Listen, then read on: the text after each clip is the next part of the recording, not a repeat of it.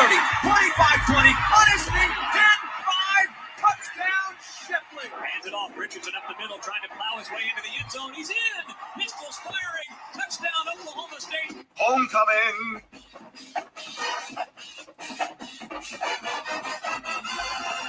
Welcome, everyone, to Homecoming. I'm your co-host, Thomas Casali, with a new face here on Homecoming. It's Austin. Is it Nace? It is Nace. Yes. All right. See, Austin, I'm pretty smart. I seen that it rhymed with face, and I went that route. So Austin Nace from Campus to Canton is here with me. Corey Parsons, who takes more vacations than a Kardashian, is out. I think he's at some SWAC school, MEAC school homecoming today, probably eating gator sausage, something, whatever they do down there in the South with Corey. Is I believe that's where he is today, but I got a great co-host with me. I can't wait to get going here. So first of all, Austin, I got to tell you this. My oldest son's name is Austin, so you have a great name. But I've actually never spoken to another Austin. So if I start yelling at you about missing a block or getting ready for today's youth football game, don't take it personally. I'm all hyped up. It's our last game of the season. So, but no, I'm really looking forward to breaking down the games with you. Hey, listen, make sure if you're out there, let us know what you want. Jalen, where's my man Jalen? I know he's dying to give us his picks. Jalen's hot, man. He's been on fire in the chat. So come on in, give us your selections. Austin, this to me seems like kind of a sleepy Saturday, you know, the calm before the Tennessee-Georgia storm. These are interesting days because sometimes they tend to be sleepy, but then other times, hey, you never know in college football.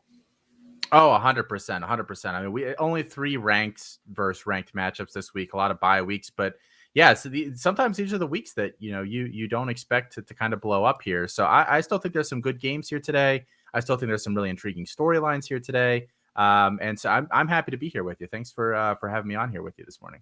Oh, yeah, I'm pumped. And hey, listen, you're right. It's the reason why I love college sports more than pro sports. You never know what's going to happen on a college football Saturday. And there's a couple of big teams, Austin, who are on the road today, including the big one at noon, Ohio State at Penn State, to kick the day off. The Buckeyes right now still sitting at around 15 and a half. You can get them at 14 and a half at FanDuel. Interesting, FanDuel has not moved that line. I'm on Ohio State today. I actually took them at FanDuel at the 14 and a half. One of the things I look at, let me know what you think here, Austin, is I always think a game like this, it favors Ohio State that it's at noon. If this game was at night and the fans got all those extra hours to get all revved up, I think it's harder to play there. If Ohio State in an early game can go out, get an early lead, I think that takes the crowd out of it. And for me, I just think the Buckeyes and the Wolverines in the Big Ten are in a different class than everybody else. How do you see this game? No, 100%. So I'm a Central Pennsylvania guy. I am not a Penn State fan. Okay. I'll get that out there. I'm a big Pitt fan. I've been to Penn State games there during the day, and I've been to Penn State games at night, and there is a stark difference between the two. There just is. I think one of the more intriguing, little nuggets of information here. James Franklin's never lost to Ohio State by more than 14 points. Mm-hmm. So I think that's he for whatever reason he just kind of always keeps this game close. I like the points. I like Ohio State here too, but they have that voodoo there against Ohio State for whatever reason. They don't win a lot, but they usually keep it close. So it's going to be a really good game. A noon kickoff is spoiling us a little bit. Yeah, no, and you bring up a good point here because I was talking to a couple pro bettor friends of mine about the game, right? And there's no huge opinion that I can see either way in this game. Ohio State has been highly ranked in the odds makers and pro bettors power rankings since the summer. But they did mention the James Franklin thing. And one thing I thought they said is interesting is he's had much more success against Ohio State than Harbaugh.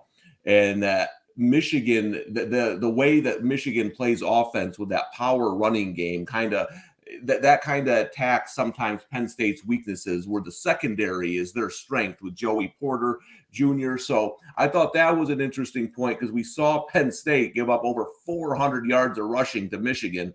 But as you brought up, might be a different story today, different kind of offense. Maybe they keep it close at home. Yeah, I wonder what Penn State does today offensively. They've kind of been all over the place because they can't.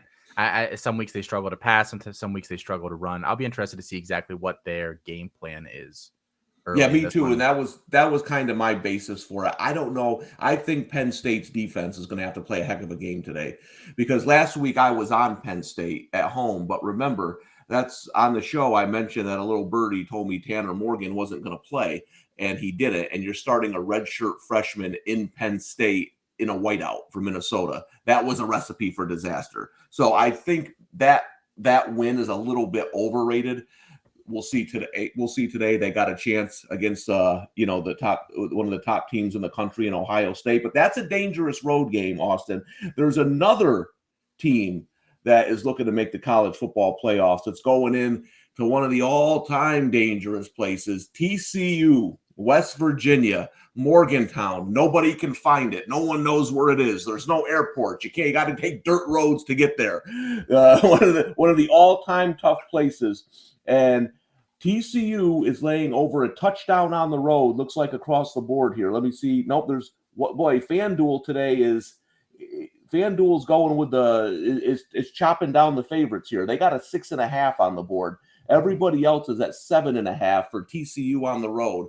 Man, I didn't bet this game, but this is a scary, scary spot for the unbeaten Horned Frogs.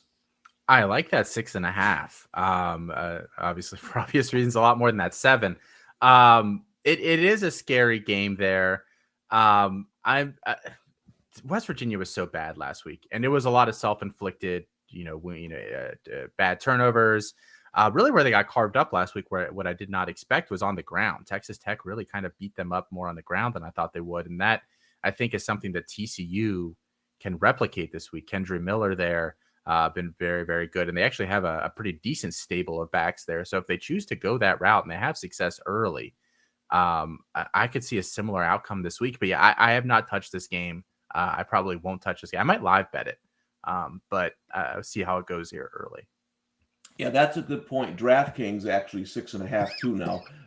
That's a good point on the live bet, because TCU has a trend of falling behind in games, right? I bet Kansas State to win the Big 12, and at halftime I was patting myself on the back. I was putting stuff in the Amazon cart, and then TCU woke up and that game was a blowout. So I'm with you on how to bet it. I want to see if the emotion, the home field, West Virginia gets a lead. Maybe you get TCU down in that 3.5 range. Then I would pounce on the Horned Frogs live. But that's one of the games I really can't wait to watch today. So because if there's going to be an upset, I think that's where it's going to be. I don't know if West Virginia has the defense, though, to beat TCU, because when TCU's offense gets rolling, they're hard to stop. And to be fair to the Horned Frogs, man, they haven't had an easy schedule. They have beaten some tough teams. So I like the way they're playing, and I agree. I lean with them on the road today, but interesting game overall. CJ Donaldson gives West Virginia another kind of interesting dynamic too there. So if he's kind of back fully this week, I think that could give them, a little extra something to lean on this week. Yeah, no doubt about it. That's but again, one of those sleepy Saturday. Who knows? I think we'll know early what kind of Saturday it's going to be, with both these games being at noon, and those look to me to be kind of the trap games today. So we'll see. Hey, listen, there's some Saturdays when favorites just roll. It's weird how the whole day can take on a theme, but that does happen. I'll tell you a game. I'm an hour and a half away from Syracuse. I know a lot of people going today to heading out to the Carrier Dome to see the Orange and the Irish play. Syracuse. This game, Syracuse opened at 3. I'm seeing 1.5 across the boards. They're now 1 at DraftKings. The money coming in on Notre Dame. Talked to a couple pro guys. They just think pro guys are big on schedule. They think Notre Dame's played the tougher schedule. They don't think Syracuse is good as the record indicates. And I'll tell you, I looked at this game. I don't really have a good feel either way. I had Syracuse over 4.5 wins for the season. That's already hit. I bet Notre Dame against UNC. That was an easy one. But overall, I feel like I don't have a good read on this Notre Dame team. Do you have any strong lean in this game? I prefer Notre Dame in this game. Syracuse, Going with the pros. Yeah, we called them frauds last week, and then they actually almost pulled it off against Clemson there.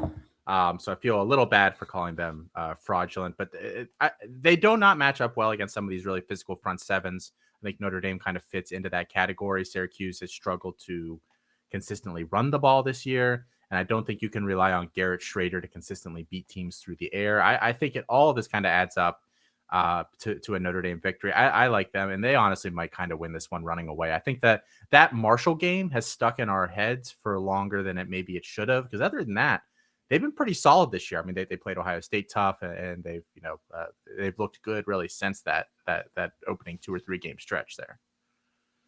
Yeah, well, and the interesting thing is too, as you mentioned last week. I mean, I know Syracuse fans who weren't over that game on Wednesday.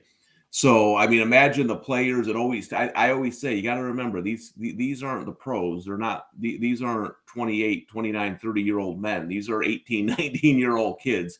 And man, did they have that game last week against Clemson, and it slipped away.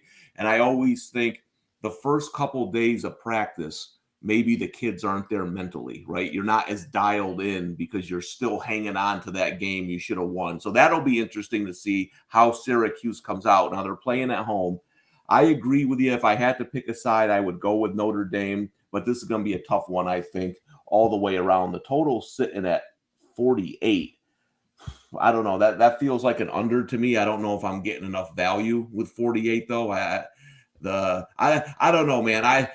I stink at unders. I took the under Thursday night. It was 10-3 at the half, and they scored 22 points in the fourth quarter. I lose on a fourth down at the end by Tom Brady throwing a pass. So I'm going to stay away, but I would lean under here in this game. I think both defenses, like you said, I think Syracuse, when they can't bully you up front and run the ball, and I think Schrader's playing really well, but he's not a pure drop back passer. So if Notre Dame can take away that ground game, I think they have an advantage here. Yeah, I think everyone lost on that under. Vegas made some good money on Thursday night, I think, on that Virginia Tech game. Yeah, that one hurt.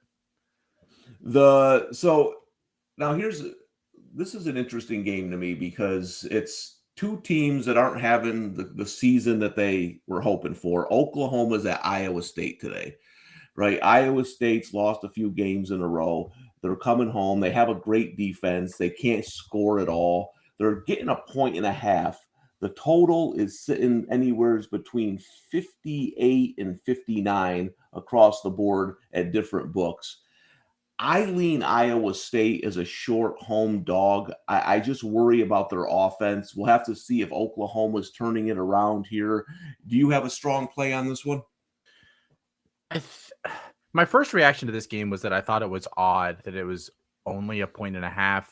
Because, I mean, Oklahoma, the win versus Kansas without Jalen Daniels, I think might be weighting a little heavy on people's minds. Like, oh, they just beat Kansas. Kansas was ranked a couple weeks ago. Like that. This is not your parents' Kansas, your grandparents' Kansas.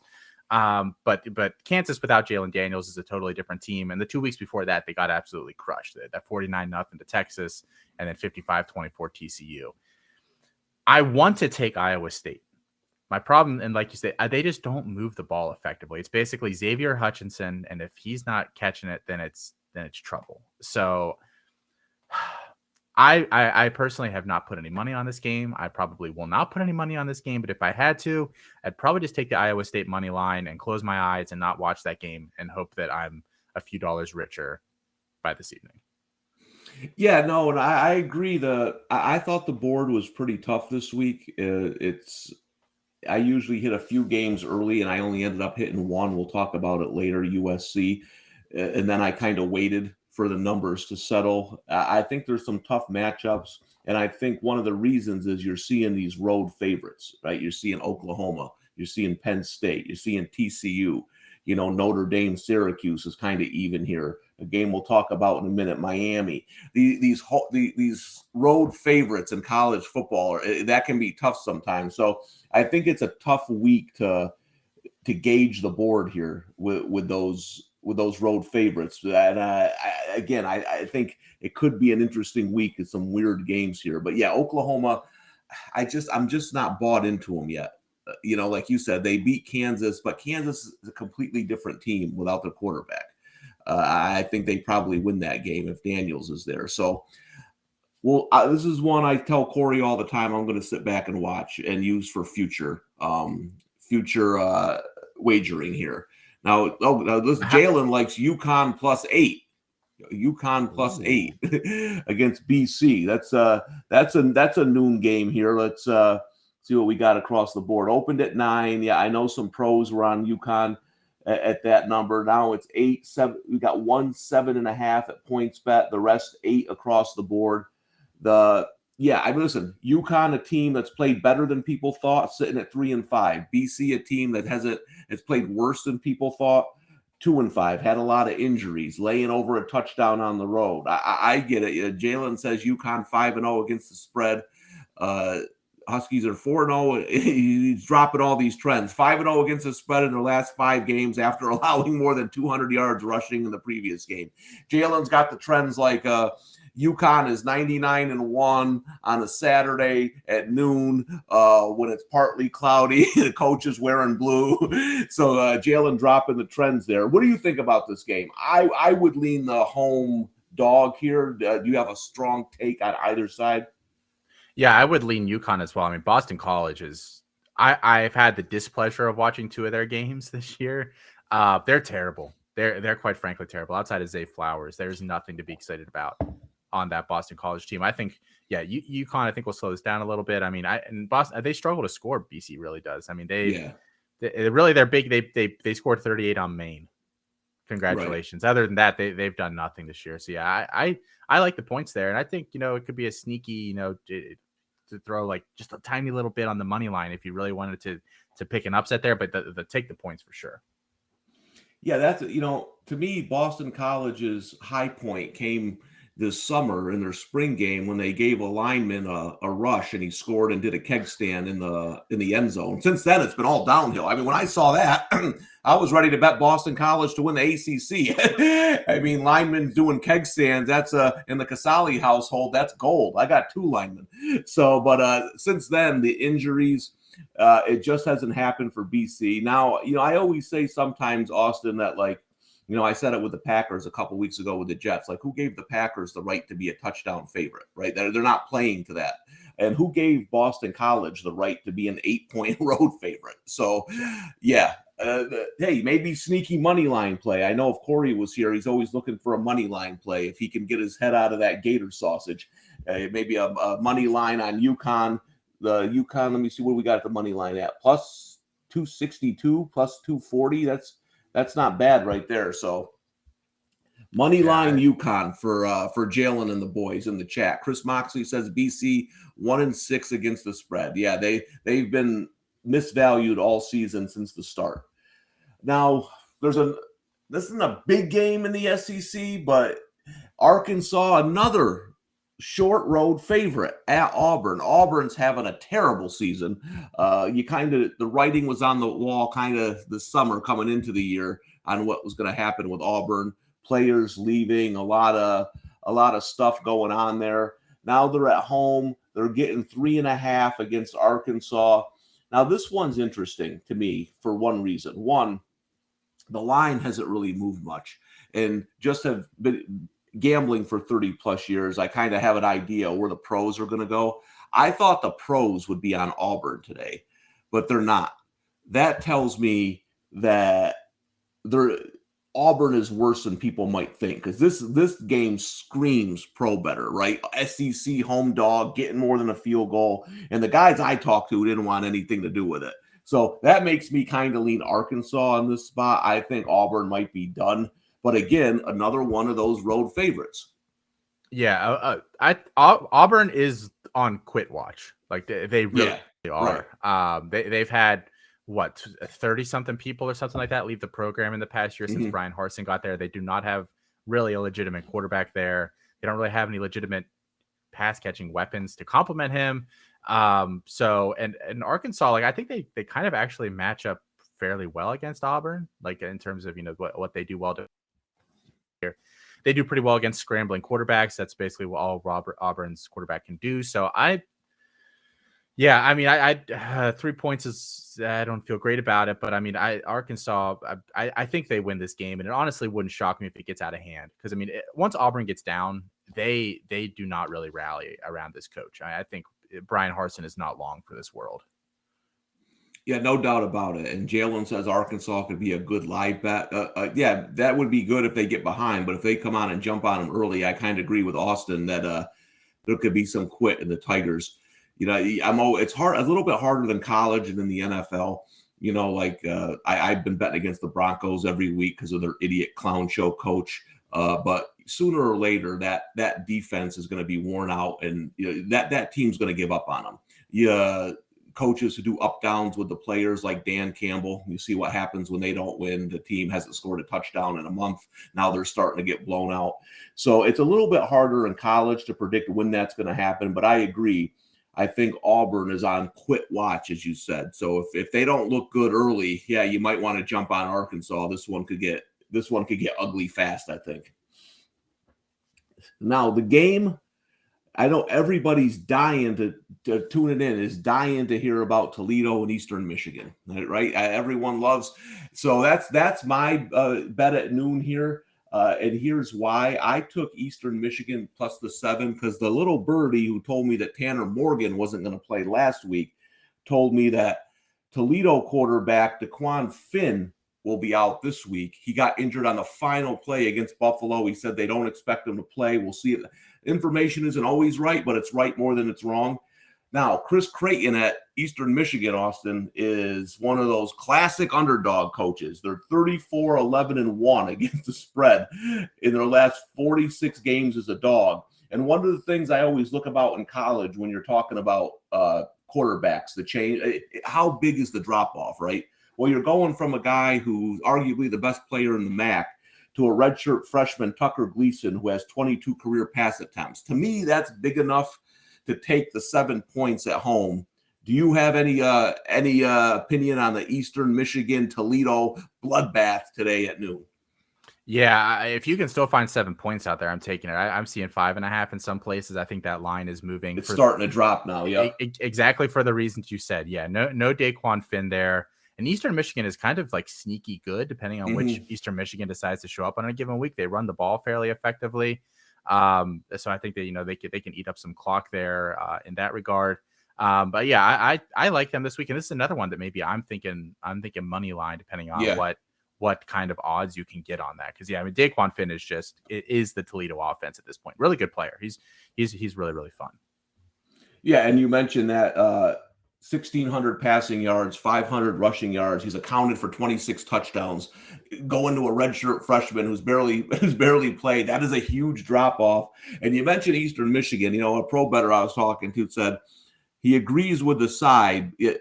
Chris Moxley says under 55. I was just going to say the pro bettor took the under there. He said the only thing his argument would be is that Eastern Michigan is a hard team to peg. Their variance is all over. 1 week they're beating Arizona State, another week they're losing to a bad MAC team. So they are a tough team to predict. But I think at home against a Toledo team that's always good in the MAC, crowd shows up. If Finn doesn't play, I think that's a good bet. And I think you're starting to see, as Austin said, some 5.5s popping out. So I think the information that Finn probably isn't going to play is starting to get out there, and that's going to move the line. I agree with you. I did take a little bit of money line. So that's Austin and I's noon best bet, the Eastern Michigan Eagles at still plus 6s out there. So yeah, but it's dropped. There's a 6.5 at FanDuel, 5.5 at DraftKings. DraftKings is usually, as Corey always says, the first to really move on Saturdays. So it sounds to me like DraftKings is starting to get that info, and that's now down. This number started at 9, and it's now down to 5.5. So money coming in on Eastern Michigan. Well, you got to feel really good if you got that 9 earlier in the week. Yeah, that was up for about 10 seconds. That's the thing. I always try to be careful when I say opening number, because a lot of times opening number means that 4 people on earth got it. and then the books moved it. But the original opening number was 9. Most people probably got it at 7.5 if you took the early number. Then it dropped down to 7 and then 6.5 throughout the week as some information started to trickle down there. Those are the main games at noon, Austin. There's a game at 12:30. I want to get your opinion on this one. So I know a couple pro bettors hate Virginia. They hate the coach. They think he's terrible. So they think that there's finally some value on Miami, a team that I fade pretty much every week. I had Duke last week, plus the 9 and on the money line. Again, one of those things where I said, who gave Miami the right to be a 9-point favorite with the way they've played this year? So pro bettors tell me that Virginia is so bad that this is finally the time to jump on Miami. Here's my one caution, though. You mentioned the quit factor. I don't know how hard these guys are playing anymore. I watched that Duke game, and I didn't see a bunch of guys who wanted to be out on the field. Now, I know Virginia's bad. I'm not laying, again, listen, this is all road favorites here early on. Miami laying 3 on the road. I'm not touching it. Are you touching it? I probably would be tempted to play Miami here. I am not a pro bettor, and I also agree that Virginia's head coach Tony Elliott is terrible. I have never seen somebody fail upwards as spectacular. He was Clemson's offensive coordinator last year. Like we know how bad Clemson's offense was last year, and then he got a promotion to a head coaching job somewhere else. What did we think was going to happen? I think Miami. I think there is slightly less of a quit factor involved solely for the reason that Miami actually has as of today, a very strong recruiting class coming in next year. Very, very strong, basically across the board. I think this could be a scenario where Mario Cristobal ends up just saying, like, look, like you're basically playing for your job.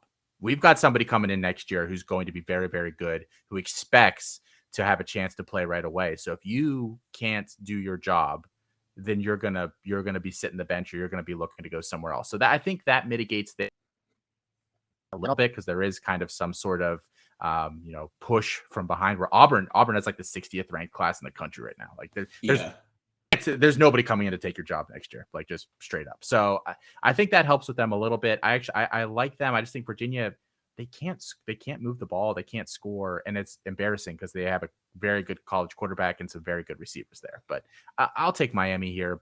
But this game's gonna hurt to watch. I don't think it's going to be a fun one that I'm like looking forward to turning on the TV. Yeah, the total here is sitting at 48.5, 48 in a couple places. But yeah, so one of the reasons, Austin, you mentioned the offense. One of the reasons I took the over 4.5 wins on Syracuse, I think I'm all over coaching. So Virginia's offense went to Syracuse. Their offensive coordinator and quarterback coach are now with the Orange. And that's a huge loss. You know what I mean? So people don't really look at that stuff a lot, but losing an offensive coordinator that good, you're ranked number 1 in the country in passing at Virginia, and then he goes to Syracuse. I thought that was going to be a huge, huge issue for Virginia and a plus for Syracuse. And like you said, we've seen it. They got a great quarterback in Armstrong. They can't score any points now. Yeah, it's really, and I do a lot of college fantasy football stuff, so I'm always paying attention to where these coordinators are going. And yeah, I completely agree. Virginia's just a mess. Watch out on Miami for today. Colby Young, a kid that has started to break out at wide receiver there for Miami, could have himself a nice day. JUCO transfer wide receiver, had 100 yards and he's played 3 games. He has 4 touchdowns. He's quickly become their go-to guy. I expect him to have a nice day today there. All right, I'm going to check here quick while we're looking here. I want to see if there's any Colby Young props anywhere. Now, you said you play college fantasy, right? Mm-hmm. Yep. All right, now give me your best quarterback to start in college fantasy today. Oh, my best quarterback today in college fantasy. I mean, Hendon Hooker's been great all year long. I really, really, really like him today against Kentucky. They'll slow the ball down, but I still think Hooker will have himself a nice day getting Cedric Tillman back there for them. I'm trying to think who else we have like really highly in our weekly rankings this week at quarterback. Clayton Tune for Houston against USF it's a pretty nice spot for him. Houston been up or down passing this year, but USF just bad. So a couple names to toss out there. Listen, we'll talk about it again later. I got a lot of money on USC. You got to have my man Caleb Williams ranked pretty highly against that defense, right? We have him as he's our 6th quarterback overall in terms of, what we project for this week. So yes, very, very highly rated against that Arizona defense. And that's how different college is than pro. I mean, if you look at the numbers of Arizona's defense, if that was pro, that guy's rated number 1 all day. But there's so many college quarterbacks playing so many different types of defenses that Caleb Williams got down there at a number 6. So that's kind of right. There's just so much more to pick in the college game, right? 100%. I mean, there's how many quarterbacks we got? We've got 65 ranked this week, I think. So I mean, they all probably will score more than their NFL counterparts or close to it. Well, listen, I got Colby Young at over 32.5 receiving yards.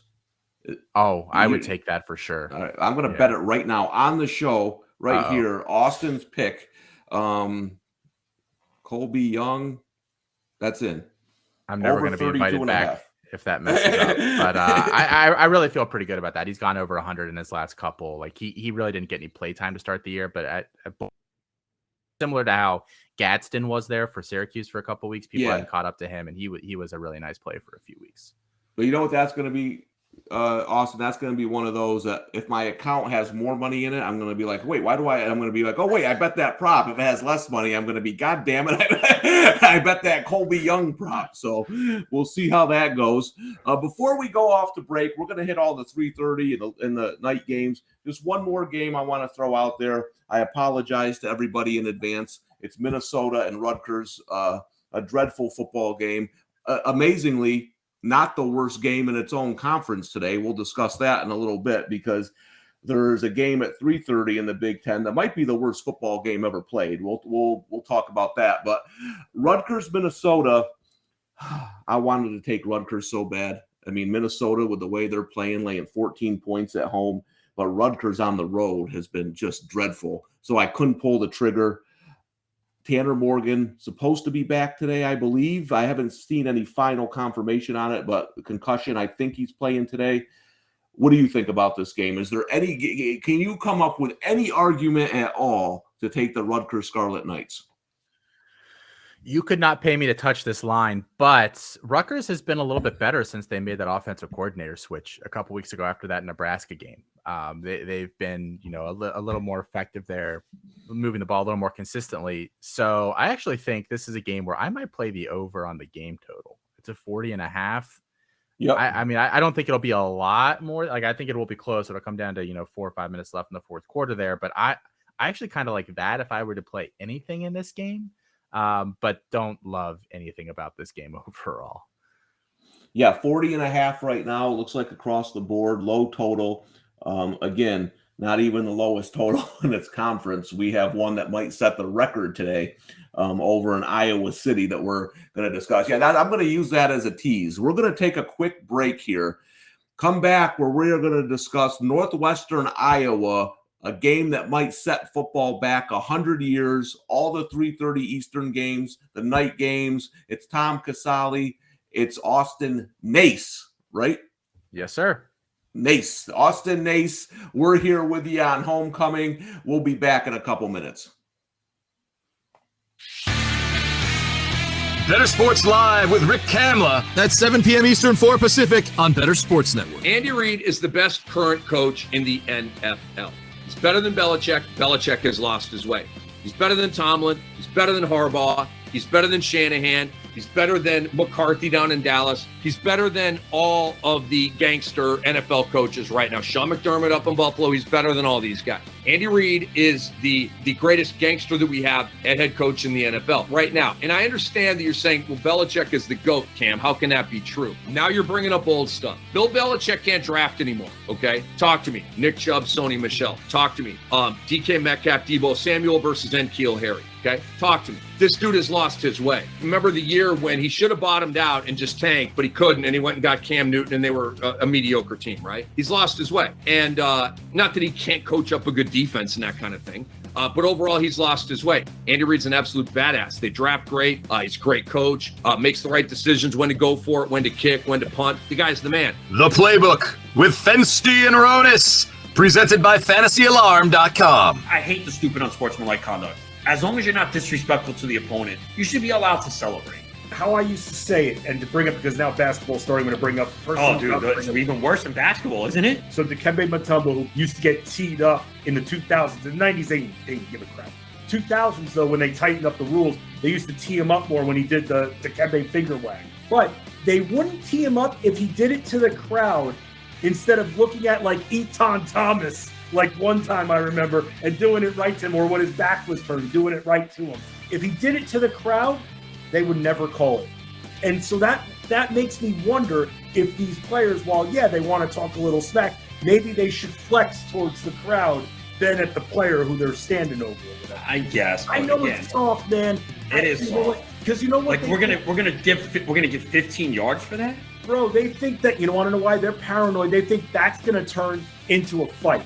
See, I disagree with that. That's not going to start a fight. I agree with you. They don't agree with us. It's one thing, okay, if you spit in someone's face or say something derogatory, like about their family or something, right. Yeah, that can incite it. But if you're just like, yeah, I made that play, what? You know what I mean? Like, again, they know the rules. You got to know you're going to get flagged. You have to have discipline.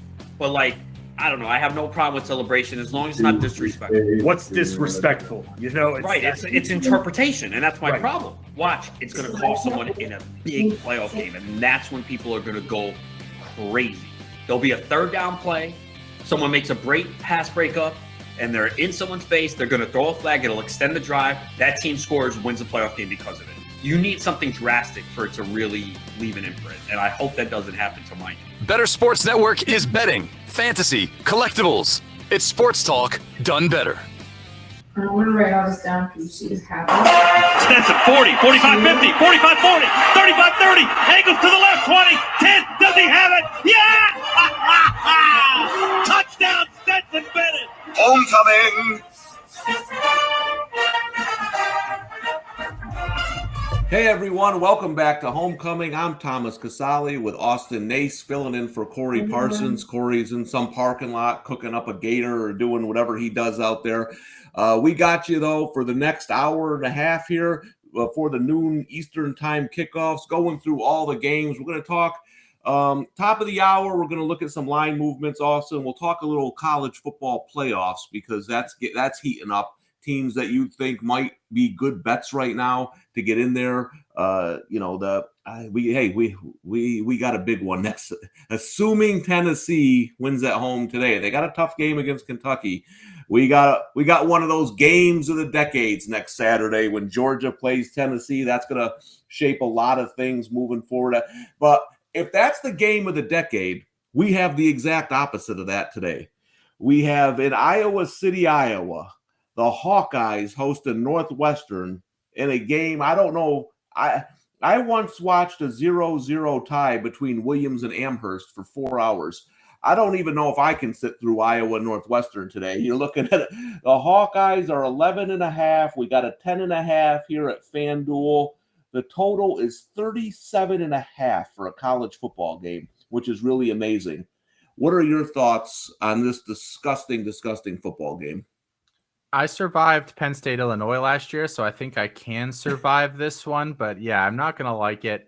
I can't believe that this has moved quite so much. I mean, it opened to 31.5, and now it's up to 37.5. Now I'm tempted by that under. It's moved up enough, or not. I mean, the thing about this game is that I think Iowa will score at least one defensive touchdown in this, or something very close to that. They might. So their offense will show up today. Is that what you're saying? A defensive touchdown, a punt return for a score. I mean, how else are they going to do it? Yeah, I really think that they'll have at least one or two of those kind of plays here this week. Do you like them to cover the 11.5 too, or like what?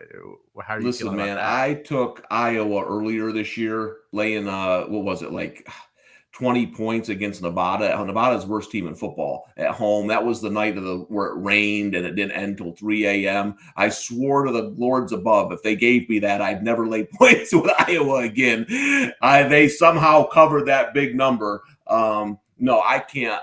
I can't lay this number, but I have taken Northwestern. I took them against Wisconsin a couple weeks ago, and they got blown right out of the stadium. So I can't trust Northwestern, but Pat Fitzgerald as an underdog, he's done well. Iowa, like you said, is going to need certain things to score. If you had a gun to my head, I'd probably say pull the trigger. But if I took a team, it'd be Northwestern. Yeah, I agree. I would probably play the under 37.5. And that's probably the only play that I would want on this game. Because I mean, they're both just very unpredictable. Like, they're predictably unpredictable. If Iowa, they're going to be really good defensively. Can they create some of those short field scenarios? And Northwestern, I mean, we get some weird results every year where you look back at the end of the year and you think like, wow, that's really, really odd. That game against Nebraska is going to be one of those, I think, at the end of the year. That opening game in Iowa, they looked really good offensively. They did. We thought they could be a team that just, ground and pounds this whole year, and they have not managed to maintain that. Very, very, very weird year overall for them. All right. Well, good luck if you're going to watch that one. A game we expect to be much better. And a game I'm on, I bet this is one of the games I bet early. I'm not as high on it right now. Cincinnati, UCF. UCF laying about a point at home right now across the board. They got 1.5 points here at DraftKings. All the money and bets at PointsBet coming on the nights here. 83% of the bets, 85% of the money. I'm actually on the other side. I'm on Cincinnati. I had talked to a couple pro bettors. They said they don't think Cincinnati's as good as their record. I can understand that. They probably aren't. This isn't the same Cincinnati team. This is more of a UCF fade for me. I don't like their quarterback. I don't like their coach. I think Cincinnati has a huge coaching edge in this game. And I will say this, I was projecting to start betting Cincinnati around this time of the season because they lost so many key pieces and they have such a good coaching staff with Luke Fickell and the guys down there. I don't know. I think Cincinnati goes in and pulls off the slight road upset. Where are you on this one, Austin? I'm leaning UCF. Cincinnati really has not been able to put it all together this year. And you make a good point that they're starting to get in the point in the season where, it was a new quarterback, new receiving weapons, new guys in the backfield. Like, that does take some time to gel there. But I do think UCF defensively is the better team here. Yeah. They've got some NFL level athletes out there on that position group. And Cincinnati, I mean, they've not been good lately. I mean, they almost blew that game last week against SMU. They did not play well against USF. Like, I just think this is a spot where UCF can kind of go in. As long as John Reese Plumlee doesn't have a total stinker from a turnover perspective, I think I like UCF in this one. But I don't love either of these teams at this point in the year. Yeah, and I don't care where public and sharp money is. I don't bet that way. But when a line moves against me, I like to relook at the game to see if I've missed something or why are the guys going that way. So, and when I talked to a couple of the pro bettors, that's kind of what they were saying. They said they don't know, because I mentioned the Louisville game is kind of the game where I was like, maybe I'm still stuck on that, but I kind of went off UCF. And one of the things they mentioned is they don't know if Cincinnati has the defensive front this year to stop that running game. And that's what Louisville did and gave UCF trouble. That made Plumlee throw the football, which isn't his strength. So that's why I said I don't know if I love the play as much right now, because after talking with them, they made some good points, as did you, that maybe UCF is just the better team right now, and maybe this isn't the perfect time to fade them. We'll see. It was one of my early bets. It's not one that I'm exactly loving at the moment, but I'm going to play it out and see what happens. Now, it's the cocktail party. It's Georgia. It's Florida. I mean, man, when I was a kid, this was a lot bigger than it is today. It was a huge game every year. The Bulldogs are down there cooking the Gators on the grill with Corey. I always love that when I don't know where you find full-size alligators to put on a spit grill, but you got to catch your own. That's part of the fun. Yeah. People are catching gators or cooking them. That's ever since I was a kid. That's something I've been fascinated about. Whenever LSU plays Florida, they're always cooking the gator on the spit grill. So the Bulldogs, a real big one next week. They can't look past this game though. Rival in Florida. Florida is not a very good football team. I had LSU against them a couple of weeks ago. The Georgia is laying 22.5. mostly 23 across the board now. We got a total of 56.5. I really have no play on this. I can't lay 24 points in a rivalry game, but I'm also not betting Florida. Do you have a side you're looking at here, Austin? Don't love it. This is a game that I'm probably keeping an eye on to maybe live bet it if Florida scores early or something like that, to maybe lean toward Georgia. Have you ever had Gator before? I have not. No, I live You up have in the not? Northeast. I told Corey, man, you guys in the South know how to eat. I go to the store. All they got is chicken, hamburgers, and hot dogs. You guys are cooking gators. Have you had it before? I am also a Northeast guy, but I did have the luxury of trying Gator one time. It's actually pretty good. I would recommend it. Yeah, you wouldn't know if someone just said, eat this. I don't think you would necessarily guess what, unless obviously it was on the big spit. Yeah, maybe a bit of a giveaway there. But yeah, this is one that I think is ripe for live betting. But I think Florida might be really bad. So Anthony Richardson has not been what everyone expected him to be this year. I think he's hit 185 once against an FBS opponent passing. They don't have anyone to throw it to. Georgia obviously just loaded at pretty much every position there. Man, I'm tempted to just take the Georgia here and the points. But this is one where I'm going to live bet it or not at all. Yeah, it's a tough game. You're looking at the points bet right now on the spread. The tickets on the spread are split 50-50. But the money's all coming in on Georgia, 90% of the money. So you're seeing more of the bigger money bets come in on the Bulldogs, laying the points. I'm with you. I think too many people, and luckily I'm not always right, but I wasn't one of the people who was stuck on that Florida win against Utah in the first game of the year. I thought you saw a lot of problems there with Florida. Utah ran for like 250 on them, and listen, Utah has trouble with athletic teams. They're not that athletic. We saw it against USC last week. We saw it in Ohio State in the bowl game. And so I think Florida made some plays in that game. But when I watched that game, I saw a lot of problems for Florida. And I think they're starting to show up here. Now, remember, Florida can't stop the run. And when you're not physical against Georgia, that game can get out of hand in a hurry. So if you're watching this game, Austin said a live bet. See if Georgia's getting 5-6 yards of carry early. If they are, that's not going to change, and it's going to get ugly in the second half. I agree with that play. Yep. Hey, Nick Durst in the chat says he's got Rutgers. He's chopping. He said, keep chopping. Let's go Rutgers. So we got somebody with the guts to take the 14 and the Scarlet Knights on the road. Now, Jalen says he likes Kentucky a lot today, the 11.5. We're going to get to that game soon. That's a big one tonight. I want to hear everyone's thoughts on it because I did not bet it. That's one of those I'm just going to sit back and watch. I'm just kind of hope Tennessee wins so we can have that, the big game next week where I can sit in front of the TV for 12 hours and not move.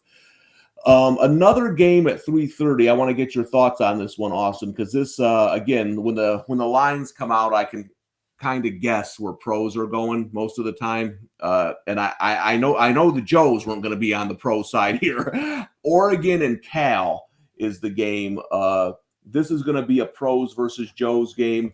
It's 17, looks like across the board. FanDuel's hanging 17.5.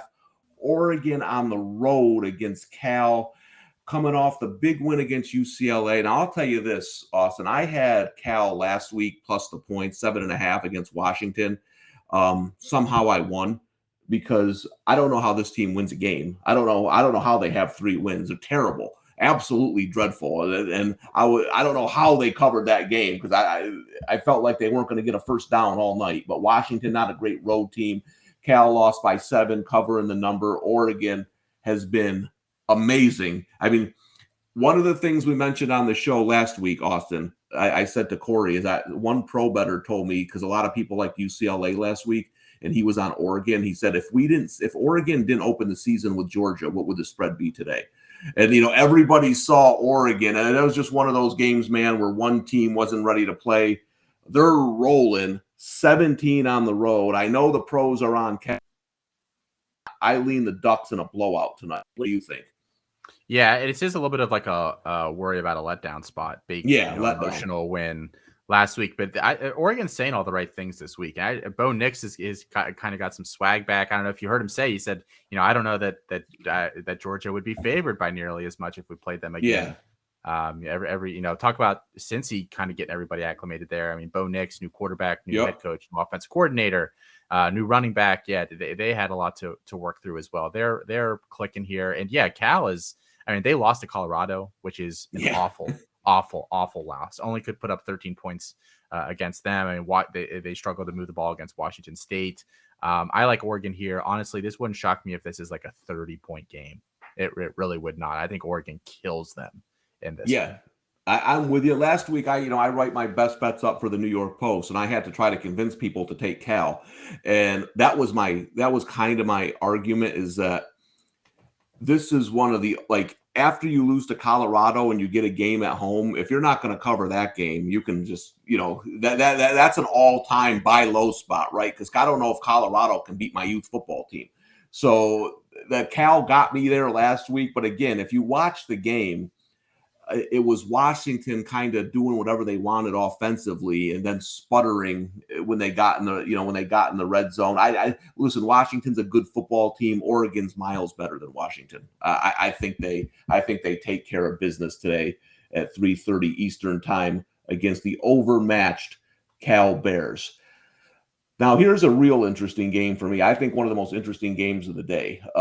Kansas State at home against Oklahoma State. Again, I have Kansas State to win the Big 12. I'm hanging on by a thread after that TCU loss. Need a win today to keep it going. So I know that the pros are all over Kansas State big. This might be their biggest game of the day. Now, we know where the public is because Gundy, I don't think, has ever lost a game in 50 years as an underdog. He is an all-time great underdog bet, and we saw that against Texas, right? Getting a touchdown at home.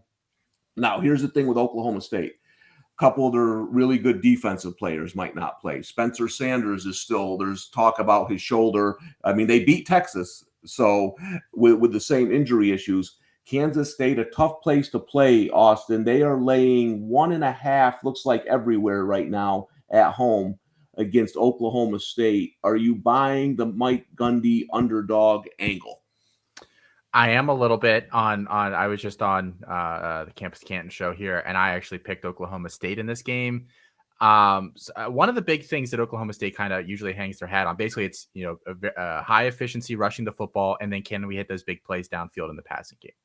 And they have kind of struggled with both because they've had some injuries to their boundary wide receivers, and then Dominic Richardson, their running back, has been terrible this year. Like, you think about some of these guys that have come out of Oklahoma State recently, like Jalen Warren and Chris Carson, and I could go on and on. Like, he has been very underwhelming. He's out this week.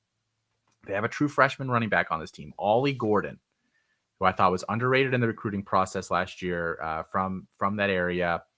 He's been fairly efficient in limited touches. I think Richardson being out this week could be a good thing for Oklahoma State. Okay. I think they might find their back of the future here in this game. And I think that they might move the ball just effectively enough with him in there that I think they can grind this game out. But I very much see the argument for Kansas State. I think it'll be interesting to see if Adrian Martinez plays or not, because he's like a true game time decision, it seems like here. Yep. This is how I see the game. The spread's like 1.5. The total is 58. I think it's going to be tied 27-27 with 3 minutes to go. Everything's going to be in play. So I'm going to stay off this game. I just think it's going to be a tight, close game. I can make a strong argument for either team. I can make a strong argument for the under, the over. So, I'm going to lay off it. I think you make some good points about Oklahoma State. I will say this. Oklahoma State has been undervalued all season by the betting market. I didn't take them last week. I'm kicking myself only because of the injuries. I couldn't get any definitive word on some of the players, so I stayed away, even though I knew Texas should not have been that big of a favorite on the road. But the Cowboys have been a little undervalued, and I think Kansas State's been a little overvalued in the market, and I think we're seeing that again today. I kind of make Oklahoma State around a 1-point favorite. It's not a huge discrepancy, but we'll see what happens. This line, it's not moving right now, sitting at 1.5 pretty much everywhere. Now, a game I am on that I was told I am on the wrong side of by a couple of pro bettors. I am on the Louisville Cardinals +4 at home against Wake Forest. Now, here's what's going on. This number is down to 3 pretty much everywhere except FanDuel's got 3.5.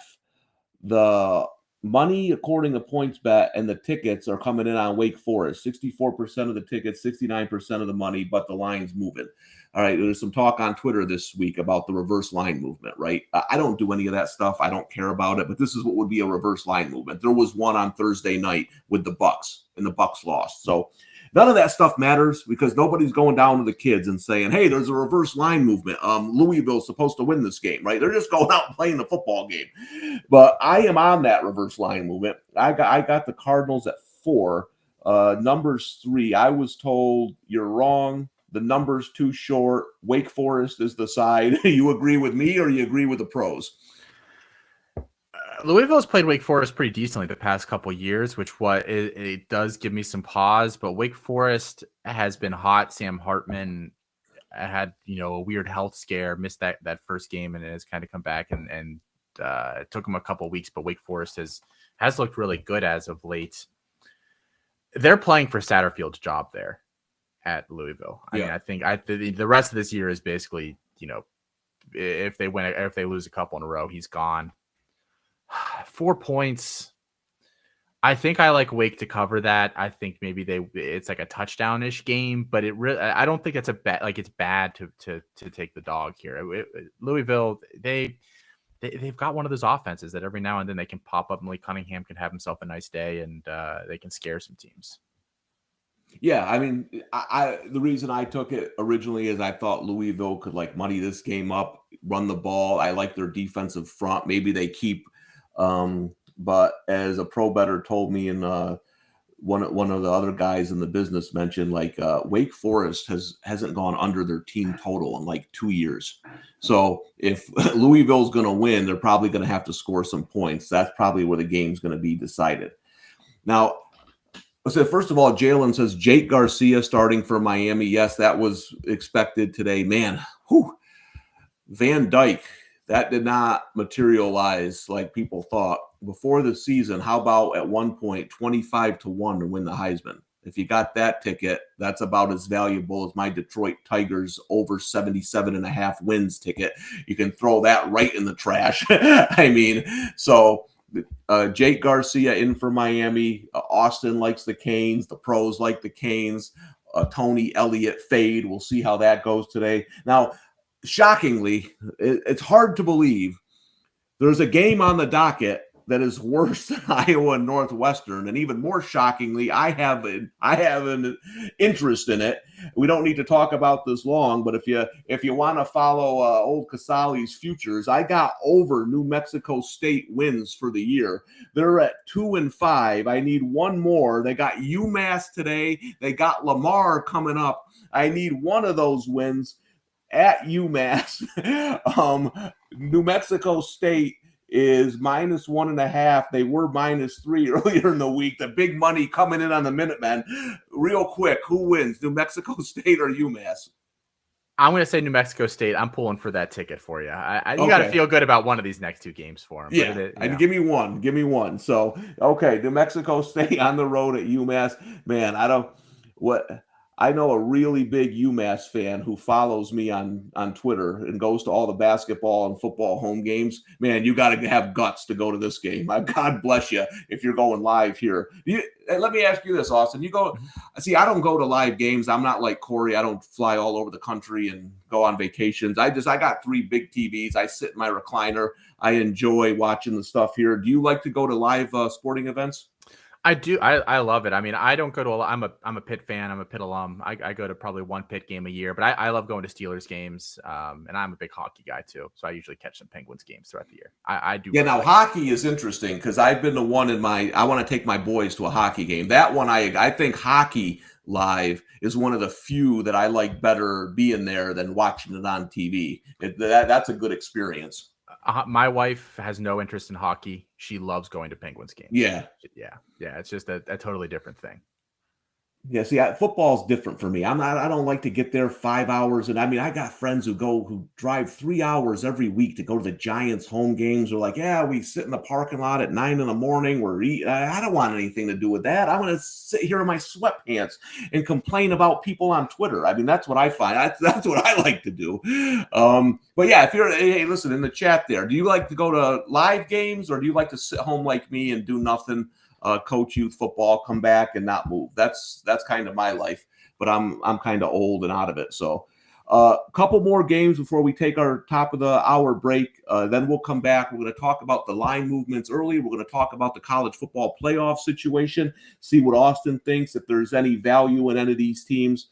Illinois, Nebraska, one of the surprises of the season. Illinois, I bet Purdue to win the Big Ten West. They had a bad loss last week.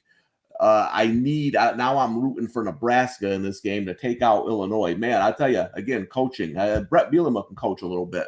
Got the defense playing, got the running game going. This team looks very familiar, like Wisconsin, the team Bielema used to coach back in the day. They're 7.5 over Nebraska. Normally, I would be on Nebraska here. I think it's a good spot for them. I'm an angle spot better a lot. My only problem is I just don't know if Nebraska has mailed it in.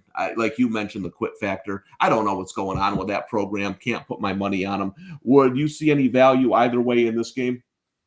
No. I might take the under on the game total here. I see it around 50. I would be tempted to take an under here.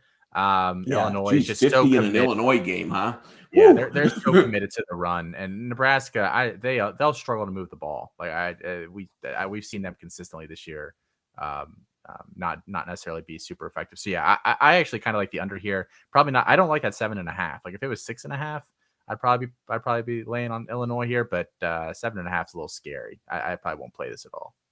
Yeah, I like your call on the under here, 50.5. Like I know Nebraska's defense is absolute trash. But, I mean, Illinois is not going to do anything too crazy. You know, they'll try to win this game, 31-3 if they can. That's kind of their MO, an Iowa type of. Yeah, I like that look on the under. It's 50.5. Let's see if there's anything better out there right now. 50.5. Nope, 50.5s across the board, except DraftKings has it down to 50. So if you want to get the under on the Illinois-Nebraska game, 50.5 looks like the number you would get right now. Best number out there. Last game before break. This is the exact opposite of under 50.5. It's North Texas and Western Kentucky.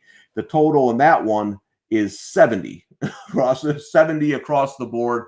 I kind of like the way this Western Kentucky team's playing. I thought they had a nice win. I was on UAB last week. They couldn't get a first down in the second half.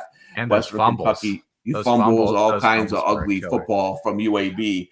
But, Western Kentucky, again, a team that I was looking at early in the season, like obviously lost Bailey Zappi, who's now in New England, all-time record-setting quarterback. I thought they would be better in the second half of the year.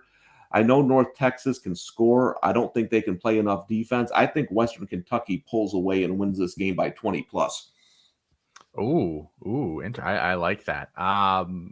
I like them to cover 9.5. I don't know if I would take.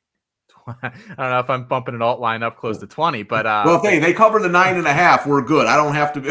I don't have to be right on the 20+. Yeah, this is a nice bounce back for them, and we were all over at UAB as well. That was a little bit of a bad break there. They really should have won that game. Yeah, and the thing there is UAB's defense is miles better than North Texas. This is the kind of game where Western Kentucky can throw it all over the field and rack up points. So I would also look at maybe a Western Kentucky team total over here. I think they score. The only way North Texas covers is if they score with them. All right, we've been here over an hour already. See, time flies on homecoming with breaking down these college games. So when we come back, we have the later games. We're going to talk about our best bets of the day. My best bet is later. We're going to go over the college football playoffs, teams we like, how we see it shaping up. We'll be back in a couple minutes. Tom Casale, Austin Nace, homecoming. The Playbook with Fensty and Ronis Presented by FantasyAlarm.com. The only person, I've said this to you before, who I believe back then, of all those power hitters who truly was clean, Ken Griffey Jr. I mean, I think so when he got hurt. Body didn't change. We'll never know that for sure either. Nah, dude. We've seen guys who were not big take substances. That's true. I just get busted. So it's not about that always. I hear you. It's just, don't you think with the way his career kind of went, you would think that he didn't take anything? I don't think he did, but we'll never know 100%. I'm going to keep telling myself that he didn't. The one year player, I mean, he's my favorite baseball player of all time. In the 1990s, Ron, as a kid, as a 5-year-old kid who plays video games and collected cards, there was no one cooler than Ken Griffey Jr. I still wear my hat backwards because Ken Griffey Jr. did it and he looked really cool doing that, wearing a backwards baseball cap. Like, he made everything the guy did looked cool. Even the home run in the movie Little Big League, it's acting, it's all, I guess, fake, but even he made that look cool.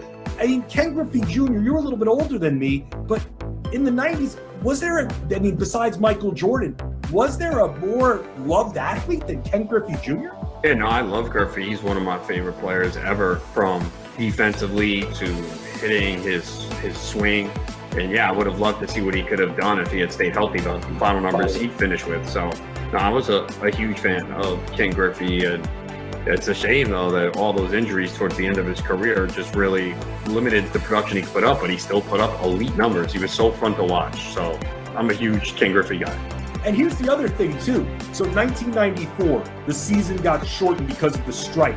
And he finished with 40 homers in 111 games that year, man. And then he had 56 2 years in a row, 97 and 98, and then 48. He had a stretch 4 years in a row, 49, 56, 56, 48, 40.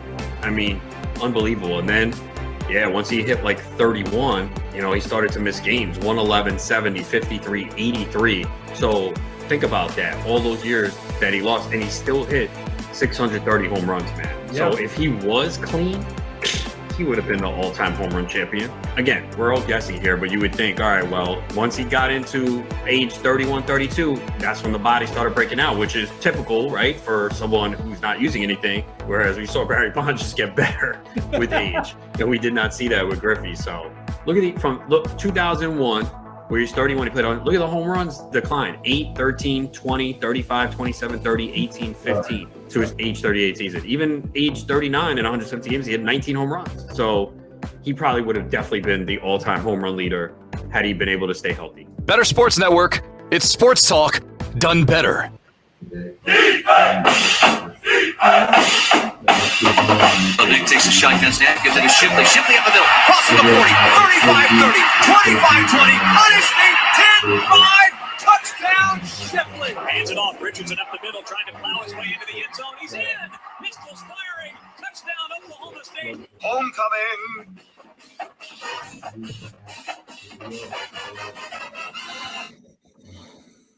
Welcome back, everyone. Thomas Casale, Austin Nace here on Homecoming. We're going through all the college football games for this Saturday. Our man Jalen, I knew Jalen would be with me. He much preferred to sit at home and watch the games. Attaboy. Why go out when you can do it at home? Just stay home. So let's look at some of these noon games we talked about, Austin. And listen, here's why you listen to the show, man. It's look at this Eastern Michigan Toledo game.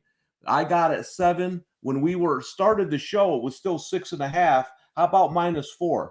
So now it's -4 almost across the board. FanDuel, I don't know what they're doing today. They're still at 5.5. If you want to jump on that, go get 5.5 at FanDuel. As we said earlier, it looks like DeQuan Finn will not play. I got the word earlier this week. It's the words I get. I don't get a ton of them, but when I get them, they usually pan out right. It doesn't look like he's going to play today, so we're seeing that number dropped. Really early number was 9. It was 7 all week, 6.5. Now down to 4 at most places. You can still get a 5.5. You got a 5 at DraftKings. Everyone else sitting at 4 on that one. Looking at some other games here. Austin's money line lock of the day on Connecticut. Looks like people are coming in on the Huskies, baby. That one's down to 7.5. Got a 7 out. So yeah, money coming in here on the Connecticut Huskies. Still look at the best number here. There is a 7.5 at FanDuel. If you still want to jump on Connecticut, Austin and I both think possible money line play. The money line play with Eastern Michigan isn't as sexy at 4 as it was with 6.5, 7, but we still think Eastern Michigan is live to win that game. And just another angle real quick in that game, it is incredibly foggy at Eastern Michigan right now. I've seen people have been posting pictures. Oh, The really? game total's at 54. That might be a game total that you're looking at with a backup quarterback in for Toledo. Yep. Eastern Michigan tends to want to run the ball anyway. You're right. And under 54 and a half might still be out there somewhere. I'm probably taking that at this point too. Okay. Everything about that game seems to be coming up Eastern Michigan's way here. That's great info because I didn't see the pictures, but I know Chris Moxley at 10:23 in the chat said go under 55. So he's got the good number there. Fog, backup quarterback, is still sitting at 54 pretty much everywhere if you want to take the under on Eastern Michigan Toledo. I don't see too much more line movement in these early games. Let me see this Penn State game if we got anything moving here. It's 15.5 across the board, unless DraftKings is hanging a 15 right now. If you like Ohio State, 15.5 everywhere else. If you like the dog in the home dog with Penn State, looking at this, still 7.5 on West Virginia, TCU. Not much movement there. Syracuse is low. So one of the big line movers of the week here looks to be the Syracuse Notre Dame. DraftKings, PointsBet, and a couple others now have Notre Dame as a 1-point favorite. So that has moved from Syracuse laying a field goal really early in the week to now Notre Dame being a favorite. So the pros on the Irish today. Jalen says UConn +8 on BetMGM if you want to hit the Huskies there. So that is the line movement for the early games. We are going to get into some of these later games in a minute, including a couple of big games: Tennessee, Kentucky, USC, Arizona, Michigan State we got going on tonight. But first, I want to look at the college football playoff, Austin. How do you see this? I mean, I would be stunned if there's not 2 SEC teams among Alabama, Georgia, and Tennessee. Alabama got to lose about 6 games before they're out of the playoffs. Who else would you say right now is in a good position? If we look at the odds, Ohio State and Georgia are the favorites, the +180, +190 favorites. Then you got Alabama +340. These are at DraftKings. Tennessee still sitting at 15-1. Michigan 15-1. Clemson 16-1. Then you drop back to Oregon 40-1, USC 50-1, TCU 60-1, and then Oklahoma State at 100-1. Anything there catching your eye? Catching my eye, I mean, I think Clemson's almost a lock at this point to make the playoff. And once they're in a good get position. there, I mean, anything can happen, but they're going to win the ACC. They don't have a lot of, speed bumps left on their schedule here. So I feel really good about them making the playoff. And obviously, once you get there, anything can happen. I don't know why we've killed Oregon so much. Like, I see a lot of these places based, like ESPN did like their, what do you think, like percentage odds wise, like what is the chance that they even make the playoff? Oregon was at like 4%. I get that they lost this horrible game to Georgia earlier in the year. Georgia can do that to anybody. And since then, they've been as good as maybe 2 or 3 teams in the country that have definitively been better than them this year. I can't think of any more off the top of my head. If they win the Pac-12, they're going to need some things to go right in the SEC. I think Tennessee has to lose today. I think Alabama might have to lose to LSU. Like you need 1 or 2 these other losses in there. But I still kind of like them at those odds. Because I think if Oregon gets in there, I think they can shake it up with any of those teams at this point. Like, I don't think they're scared of a rematch with Georgia should that arise. All right, so let me ask you this. Let's say Georgia goes unbeaten and is the number 1 ranked team in the country, number 1 ranked team in the college football playoffs. And Oregon looks impressive the rest of the year, doesn't lose a game, wins the Pac-12. Oregon's only loss is back months ago to the number one team in the country. Do they get in the playoffs?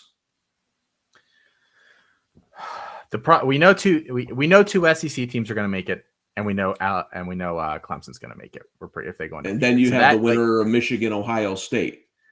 It feels like they're an odd man out. So I really do think they have to hope for some weird stuff to happen in the SEC here down the stretch. But I mean, I think people are going to crush them for that Oregon game too much. I mean, if you look at their schedule, they'll beat UCLA. They beat BYU when we thought they were still good. And then they still have Washington, Utah down the stretch here, and then they'll probably have to play USC. So I mean, if you have all those wins on your schedule, I think that's as impressive as it's a more impressive resume than Clemson will have. But Clemson will get in because they haven't lost at all. Okay, so let me throw out another scenario. I agree. Let's say Clemson goes unbeaten, right? They don't have anybody. They played their tough games, probably not going to lose. So let's go Clemson, Georgia, and Tennessee or Alabama, whoever you want. So they're in. Let's say Michigan and Ohio State each have a loss, and then Oregon has a loss. Do they get in that? Then do they get in, or are they going to take the Big Ten team, you think? I think they'll take the Big Ten team. A tougher conference. I mean, I'm assuming you feel pretty similarly about that, unless the Ohio State loss would have to be awful. But I don't know, like if you can point to something on their schedule at this point that would be awful, unless it's just a blowout. Now, I think there's a little bit. So you're saying, I agree, Oregon still needs a lot to happen. They can't just win the rest of their games. They need some chaos here in college football at 40-1 to get to win it all. I do think Michigan's a little interesting at 15-1, only because I think they'll be unbeaten when they play Ohio State. And if they win that game, they're in. So do you think they have a good chance again this year? Similar game plan as last year? You know, I think if you bet Michigan, your hope is that they can win one playoff game, right? And get to the championship and hedge. That's how I would play it. Both my kids play offensive line. So over the years, I started watching offensive line play. I can tell you this, Michigan's offensive line the last 2 years is as good as I've ever seen it in college football, man. They mash you to death. Now, do they have the quarterback? So that would be one. I would hope that they would get in at 15-1. Listen, there's usually not much value in college football, right? We kind of know how this is going to shake out most years. I do think those are the two teams, though. Like if you wanted to take a shot right now, if you wanted to burn $50 or $100 on a team, and I think Oregon and Michigan to me are the two most interesting. You know, Clemson 16-1. We think they're going to get in. I don't know if they have the quarterback though to do much when they get there. What about? Let me throw this one out there. What about USC at 50-1? They win the rest of their games. They win the Pac-12. Do they need more than Oregon needs to get in, or would it be a similar path? Oh man, I think they that's a tough one. I think they would need a little bit more, just because Oregon's one loss is to Georgia is like the most quality of quality losses. Yeah. I know that's a joke that people throw around, but that's if USC had been undefeated, I actually think they would have had a decent chance to get in over somebody else, because it's like that name brand value. Name brand, yep. But with that one loss, I think I think that one's kind of just burning money a little bit. Now, Jalen likes Tennessee to make it to the college football playoff. What about the Vols sitting at 15-1? They beat Alabama. They got Georgia coming up next week. Tough game this week with Kentucky. Any interest there at that number with Tennessee? I like them a lot. The schedule is not so difficult down the stretch. They play Georgia, but then it's Missouri, South Carolina, Vanderbilt. You got to like their odds if they win today to at least get close to it. The margin for error is just so small though. If they lose another one of these games, there's no chance. But could they beat Georgia? Like, are we just writing this off as a loss? Could they beat them? Because they beat Bama, and I don't know that Bama. I think they can beat them. Worst team. Here's why I think it. The way to beat teams like Alabama and Georgia, listen, college defenses can be good, but with all the offense, there's no great college defenses. The way to beat these teams is throwing over the top, right? Texas would have beaten Alabama. There's no doubt in my mind if Quinn Ewers didn't get hurt, because they had he was just throwing over top on that secondary. Georgia's similar. You can't play to the line of scrimmage against Georgia. They're going to eat you up. They're too fast. They're too strong. They're too good defensively. You got to make plays down the field. The game Georgia lost last year, what did Alabama do? Spread them out. They had those NFL receivers, and they got the ball out quickly. That's how you got to beat them. I think Tennessee has the recipe. I also think Georgia, along with Michigan, is the most physical team in the country, and they have better players than Michigan. So if they're dominating the trenches, I think it's going to be tough. But I do think Tennessee has the offense to give them trouble. Yeah, it'll be an interesting matchup. I think people writing that off as a loss now may be surprised. And undefeated Tennessee, I was not ready to have that conversation. No. In August, but here we are. Well, so before we get into the night games, we're going to talk about this Tennessee game in a second. What are 2 or 3 of your favorite plays today on the board that you like heading into these noon games? And I got 2 or 3 I really like. Do you have a couple that you're really on today? Well, I really, really like the Eastern Michigan lines now that we just talked about. Yep. The under in that game, and then taking them. Even money line at this point. The other one that we like at Campus to Canton is that Nevada San Jose State game. Game totals at 44.5, or at least it was this morning. I haven't checked it since then. I'll do that now as I'm talking. It's still 44.5. San Jose State. I think there's a lot of story angles on this one that make me like the under. Nevada might not score in this game. They're pretty poor offensively, and San Jose State for a G5 team, pretty strong up front.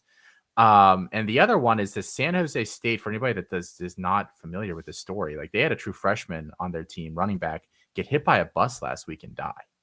They didn't play last week. You never know what that's going to do to a team. Do they come out a little, flat? It's been a very, very emotional 8-10 days. So obviously, that just weird stuff going on in this game all around. I don't think San Jose State's going to get you to the 44 by themselves. Like, I don't even know if they get to the 35, and I don't think Nevada can do enough within that to get that game total there. So I like under 44.5 there in this Nevada San Jose State game. Yeah, no, Nevada's terrible. I'm kicking myself. I had under Nevada 5 wins in the queue, ready to submit. And I didn't pull the trigger. I was like, man, this schedule's kind of easy. They might be able to, but that I had them ranked really low coming into the season. They're worse than I thought they were going to be. They're a terrible football team. So yeah, they're going to have trouble scoring. Good look on that one at under 44.5. Yes, I got Eastern Michigan at the +7. That's down to 4 in some places. That's one of my top plays. USC, who we'll talk about here in a minute. I got them at -14 the second it came out. That's around 15.5. I think Arizona's in a whole lot of trouble. I know the pros are going to take the points and all that nonsense. You tell me when USC is going to punt in that game. And then I am on Louisville. I got them at 4, and I'm laying it with Ohio State minus the 14.5 that FanDuel refuses to change for some reason. But those are my plays. So we're both on Eastern Michigan. That's the homecoming play of the day. The Eastern Michigan Eagles. Now I'll say Sharp Felix says Arizona may not punt either. I don't know. They got blown out by Cal. They've given up 49 points to Cal, Oregon, and Washington. I've been fading USC all season. This ain't the game to do it. The Arizona don't match up well. If you want to play fast with USC, they'll give you 24 points. They're going to score 55 tonight, I think, against Arizona. But Sharp Felix also wants to know how many quarterbacks will be taken in the first round. Hendon Hooker, Will Levis. That's an interesting question. I know there's some division here on the college quarterbacks. Who do you like the most, and how many do you think go in round 1? I only like 2 of them. I'm very, very much on the record of saying I wouldn't touch Will Levis or Hendon Hooker or anybody else in the first round. But Hooker has not been getting round 1 buzz. Dane Brugler, draft guru, really very well connected guy, knows his stuff, has said that he wrote an article this week, and I believe in it. He said if Hendon Hooker continues down the stretch, he may get round 2 draft buzz. Which to me signals that NFL teams aren't even really viewing him in that range at all. which is fine. I mean, the offense he's in, he's like a grandpa at this stage. So I don't hate that. I think 3 go. I think Levis will go in the first round, like very, very late in the first round. But I don't feel good about his projection. He's kind of Daniel Jones-ish to me. I'm not a fan. You like Bryce Young? I love Bryce Young. I think he's the best problem solver at prospect we've seen in a really long time. And I just like betting on those guys. Like a guy that can just on the fly figure things out as well as he does. I like him a lot. Yeah, I know people talk about his size. Listen, man, that guy can just play quarterback. I don't know, maybe his size bothers him in the NFL. We'll see, but that, like you said, what I look for at the college level, the best I think whoever did it was Andrew Luck, was looking off their first read. If you're already looking off your first read in college, I mean, Justin Fields ain't looking off his first read in the pros yet. So Bryce Young has his head on a swivel. I think that's a big edge when you go to the NFL, because in the NFL, this ain't Alabama now. They ain't just going to be guys running down. I mean, Mac Jones find out it ain't guys just running down the field open by 30 yards. You might have to go to your second or third read. So I'm with you. I really, really like Bryce Young. So it'll be interesting to see how this plays out during draft season. Now, night games. We finally get to talk about my USC Trojans. Listen, I bet against USC every week. I agree with Sharp Felix. Their defense is an issue. I'll give you a couple reasons why I like USC tonight. Here's some numbers. Arizona, 115th in total defense, 110th in rushing defense, 103rd in pass defense, 124th in scoring defense.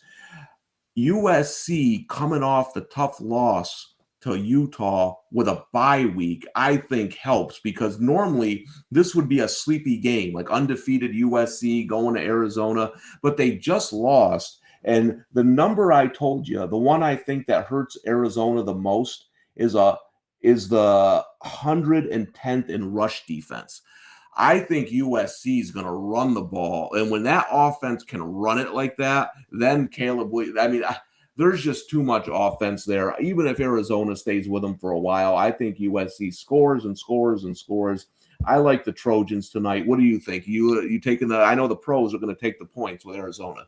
Well, it sounds like on College Game Day they just said that Jordan Addison apparently is unlikely to play in this one. Yeah. Does that change your opinion at all, or you still think they'll just no issue there with Arizona? It does. I didn't think he was going to play, and it does. I mean, Cal put 49 on this team. Cal couldn't score 49 and again, I think. What I saw from USC, I was on Utah in that game against USC. I was actually impressed with the way USC came out and dominated the line of scrimmage. Their offensive line was moving that Utah defensive front all over the place. Now, Utah, good team. They got back in the game. USC's defense is a problem, but they can't attack USC like Utah did with the running game. I mean, I just don't feel like Arizona has the pieces. I agree with everybody who says USC's defense, USC. I've been on that angle all year. I don't think coming off a loss, this is the team to hurt them, though. I think the big question as to whether Arizona covers or not will just be how well USC gets after Jaden Delara, Arizona's quarterback, because I actually like Arizona's receivers like a lot.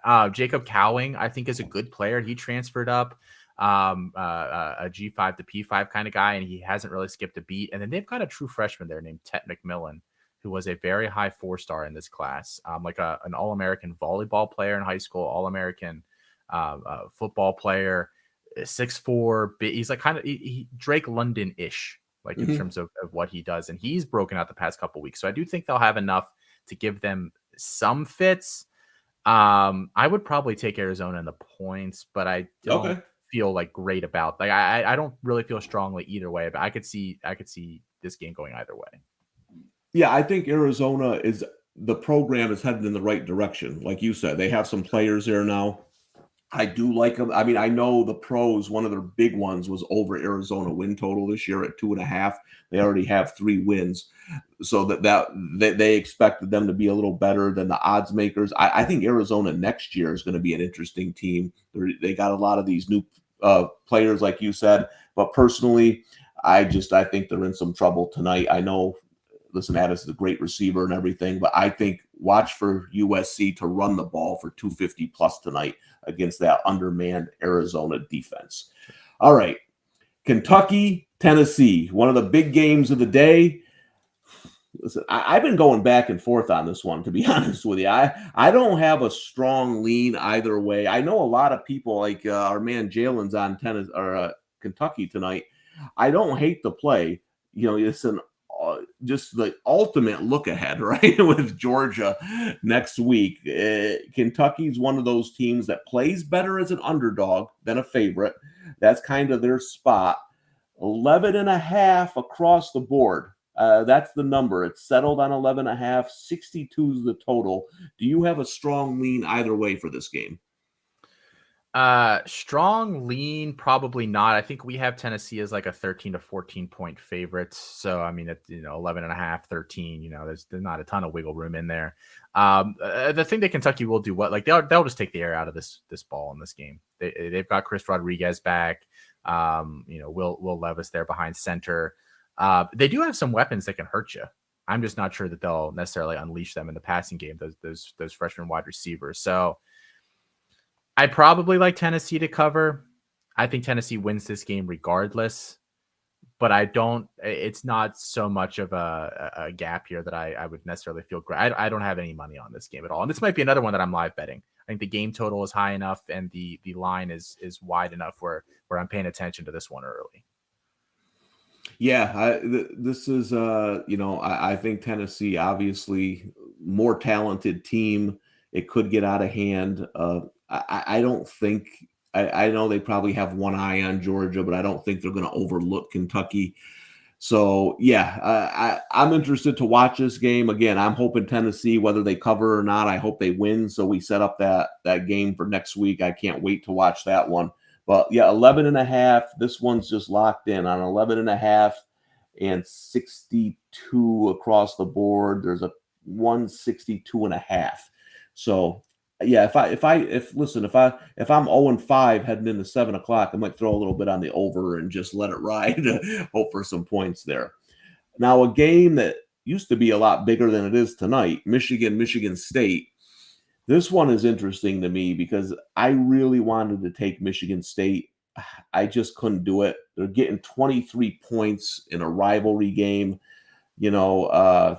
I've been watching football for a long time. I think the most shocked I've ever been in an ending of any game is the block punt for a touchdown that Michigan State got that year when that guy went all the way for the score. I mean, it was just an amazing play. Been some amazing games in this series. Michigan State's been struggling badly on offense this year. They got 7-0 Michigan, 23 there's a 22 out there at DraftKings, 22.5 out there at PointsBet. So the books are a little divided on this one. Total at 54.5, 55. What are you seeing in the rivalry game between Michigan State? Man, Michigan State's really bad. Yeah. They're like I thought they would take a step back this year. I think most people did. But they've been surprisingly bad. Like they actually have some offensive pieces there, but they have not been able to run the ball like they did last year. And now I'm blanking on their quarterback's name. Peyton Thorne has not been, particularly good. I like Michigan to cover this, honestly. And I think I would actually possibly take the over on this game. This feels like a game where Michigan is like up like 31-3 at halftime. And they continue to pile it on a little bit. And then Michigan State, gets a garbage time touchdown or two to push it over. So I like Michigan in the points, I might keep an eye on that game total. Yeah, one thing to keep in mind is some of you younger guys might not know the name Tom Osborne at Nebraska. Now, Tom used to keep the boosters in mind. Back in the old days, man, Nebraska used to be 50-point favorites. They used to run. Nobody could stop that option attack. They'd be huge favorites. And Tom always made sure to put one in at the end to cover for the boosters. He's known for that. He said it. That comes from Tom Osborne himself. I'm not making that up. He used to, if he could, he would make sure the boosters were happy covering those big numbers. Harbaugh's a little bit like that. Harbaugh, he's not going to, if he can embarrass Michigan State, Harbaugh has that Tom Osborne dog in him where he's not going to pull the foot. He's like me coaching my youth team. We don't take the foot off the pedal. You come to play football and then you play for 4 quarters. So that's one thing I'd watch out for if you want to live bet this game if it doesn't look like Austin said, Michigan State can run the ball, and I don't think they will, I think this game could get ugly. I know looking at the line and people are tempted, and I was too. I was trying to find a way to take Michigan State. I don't see it. I think Michigan rolls tonight. I think they cover it in the first half. I'm with you. I think really ugly. do. Yeah. I think this is going to be bad. Which, of course, means Michigan State's going to win 10-6 or something. Well, that's why I like this show, though, because sometimes, like I tell Corey all the time, I wish we did this show on Tuesday, because when we talk, sometimes I get after talking it out a little bit, I might take Michigan. I think we're on the right path here. I think they blow Michigan State out of the water tonight. So I might add that one to my card. One I'm not adding to my card is Mississippi and Texas A&M. I don't know if there's ever been a game where I have less of an opinion than this one. I couldn't find an edge anywhere. I don't think Mississippi State should be I don't think they should be a 3-point favorite on the road, to be honest with you. But I don't really want to take Texas A&M. I worry about programs like that. One of the things I always worry about with college kids is that if you were projected to be something early in the season and you've fallen way off that, I worry, where are you mentally? This was a team, you might not believe this, that was the 4th or 5th favorite to win the college football championship this year before the season started. So now they're sitting at 3-4 with all things around the coach that they can't buy out. I don't know. This is a complete pass for me. Do you have any angle in this game that you like, Austin? If I believed a little more in Ole Miss's front seven, I would feel really good about taking them, because it sounds like Texas A&M is going to start true freshman quarterback Connor Wegman today. Yep. His first start, he's seen some snaps here or there, but hasn't gotten the full start yet. So freshman QB, that can be a little dicey at times. And the other issue is the Texas A&M has had some bad publicity going on this week. The 4 players suspended indefinitely. Yep. It almost sounds like Jimbo is maybe, I don't want to say lost control, because some of the players have been tweeting out, we still got this, but it definitely not the authority figure that Nick Saban is at Alabama. So I don't see an edge here either. I am slightly tempted again, just because of the freshman QB play, to take Ole Miss. But I don't feel strongly one way or the other about this game. Yeah, and you mentioned I think it's easier to lose a team that has all these 5-star recruits. They all think they're playing in the NFL anyway. Iowa starts 3-4. You can give them you got 5 more games in your life speech before football's over with for you seniors. I just think these 5-star recruits come there. They're expecting to compete for a national championship. Things haven't gone their way. I mean, listen, Ole Miss is over. I had Ole Miss last week against LSU. I was the only guy in the country. Everybody was on LSU. I thought Ole Miss was going to run the ball on them. Everyone told me Ole Miss was overrated. Everybody was right. Their defense is terrible, but I don't think A&M has the offense to bother it. I think Ole Miss gets out of here with a win, but I just think there's better games to put your money on this week than this one. Yeah. A game that's interesting to me, I say this every week to Corey, Austin, is I don't have any read on Texas Tech this year. Every week I look at them and I just say, I don't know what to think of this game. They're laying 2 at home to Baylor. Both teams sitting at 4-3. Big game for bowl, positioning. I lean Texas Tech a little bit at home, laying the 2, but I don't have a strong take on it. Who do you like in this matchup? I like Texas Tech in this game, surprisingly. Not something I thought I would say. I think they've found their quarterback finally, which I think matters a lot for them. Gives them a pretty balanced attack. They get Miles Price supposedly back this week, who is one of their better receiving options there. So I like this Baron Morton led Texas Tech offense. I think he is a Zach Kitley quarterback. Like, we could see him over the last few games of this year and going into next year kind of start to put up those Bailey Zappi ish type stat lines. So I like Texas Tech in this one. Man, I thought Baylor would be so much better at the beginning of the season. They've really disappointed me. I thought they could be a sneaky win the conference, make a run for that 4th playoff spot, and they've fallen apart. I agree. I'm a sucker for strong offense and defensive fronts, and I thought Baylor had 2 of the best in the country, and that travels. I've lost a couple of times on Baylor this year. I don't know. It's just not. it's just not there this season. I agree. I think they've been disappointing. And yeah, you make a good point on Texas Tech. My man, of course, you knew Jalen was going to be on the Trojans with me. I should have known that. My man Jalen is he's all in on USC. They should destroy Arizona. And he also says Auburn quarterback Holden. I'm old. I can't pronounce names anymore. Gariner is. How do you pronounce that name, Austin? I've always said Jariner. Yeah, I've never Jariner, heard okay. we'll learn today because I guess he's playing. I'll have to listen to some announcers and see what they're saying. Okay, so a new quarterback here for all. I don't know. I'm with you. I'm worried about this Auburn team. So I would take a look at Arkansas in that matchup. Another game in the ACC that's going to have a bowl positioning. I mean, listen, UNC sitting 6-1. They're not. They still think they got a shot here to represent the ACC. Pitt, UNC is -3 across the board here. I was fading UNC earlier in the year because of their defense. It's not as bad anymore. The offense is great. Pitt is a pretty good underdog. I don't know. I lean UNC here, though. I think they win this game. Pitt's been struggling recently. Now I think the market, earlier in the year, they were overvaluing UNC. Now I think it's come back the other way, and there's some value with UNC. How do you see this game, Austin? Yeah, big Pitt fan. I have no hopes for today at all. I find if I go into the day that way, I cannot be disappointed. Pitt's starting to rack up some injuries here on both sides of the ball. Yeah. They've lost an offensive lineman or two now. They've been missing some pieces defensively. They do have some nice depth up front, but I mean, you can only lose guys for so long here.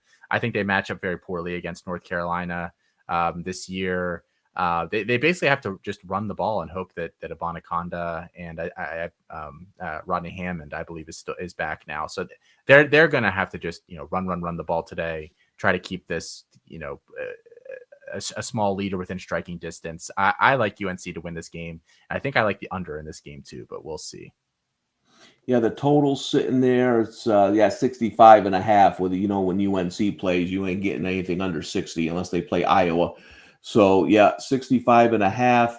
UNC, that late win against Duke a couple weeks ago. I just kind of think they're turning it around a little bit. I think it's a good spot for UNC. You might have talked I got a couple of games I talked myself in later in case I have a rough afternoon. Michigan and UNC. So we'll see how my early day goes here. Two more games I want to get to before our final break.